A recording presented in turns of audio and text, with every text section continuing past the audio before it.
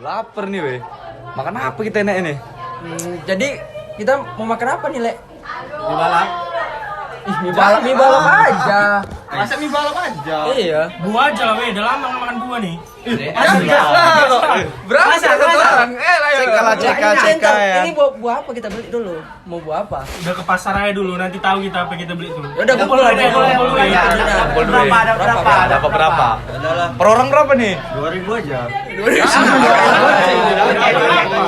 Goceng. Mari Bu ya. Oke. Nah. Kumpul nih. Banyak kali, Bang. Ini balik. Ini baliknya. Cek ya, goceng ya. Itu balik kan duitku kan. Udah nah. Wih, aku udah ngasih berapa, weh?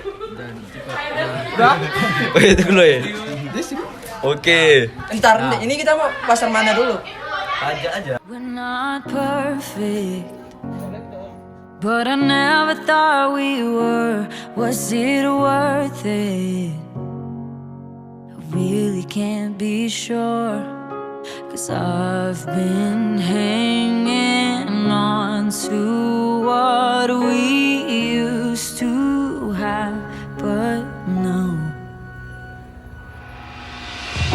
I can't believe I'm giving you up after all that we've been through. It's never too much, but not enough. It's not me and it's not you, two worlds apart, just trying to make it work. Kita udah sampai pasar nih, weh. Ini dengan uang 50.000 ini dapat apa aja? Ya lah, ayo lah kita cari. Yuk, kita gas yuk. Gas. Mekanisme pasar adalah kecenderungan di pasar bebas sehingga terjadi perubahan harga sampai pasar menjadi seimbang atau equilibrium, yakni sampai jumlah permintaan dan penawaran sama. Pada prinsipnya, harga yang dibentuk oleh mekanisme pasar bergerak secara bebas sesuai hukum permintaan dan penawaran. Jika supply lebih besar dari demand, maka harga akan cenderung rendah. Begitupun, jika demand lebih tinggi sementara supply terbatas, maka harga akan cenderung mengalami peningkatan. Mekanisme pasar yang bisa berjalan secara sehat akan dapat membentuk kondisi yang seimbang antara permintaan dan penawaran, yaitu kondisi di mana tidak ada kelebihan ataupun kekurangan stok, sehingga jumlah barang yang ditawarkan dalam satu periode tertentu sama dengan barang yang diminta. Pada kondisi inilah harga keseimbangan atau equilibrium akan terbentuk. Lalu, apa itu penawaran dan permintaan?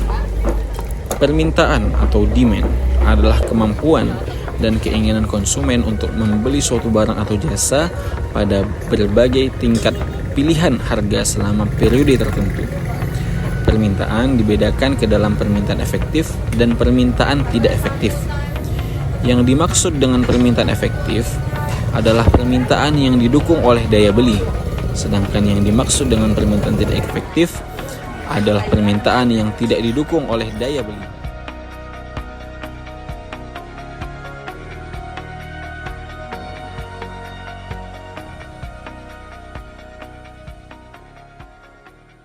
Hukum permintaan menjelaskan hubungan antara banyak barang jasa yang diminta dengan harganya.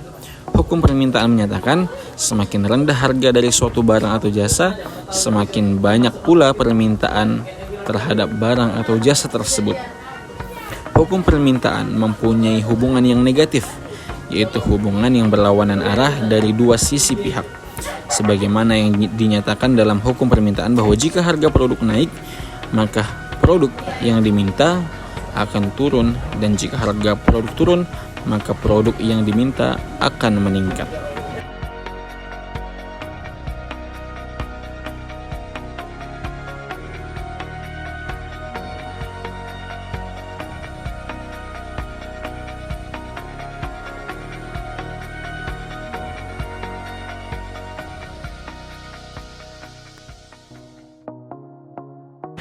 Kemudian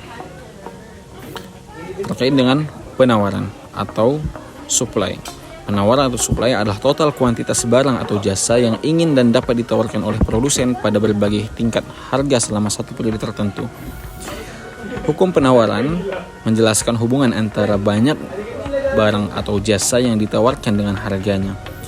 Hukum penawaran menyatakan semakin rendah harga suatu barang atau jasa, semakin sedikit penawaran atas barang atau jasa tersebut.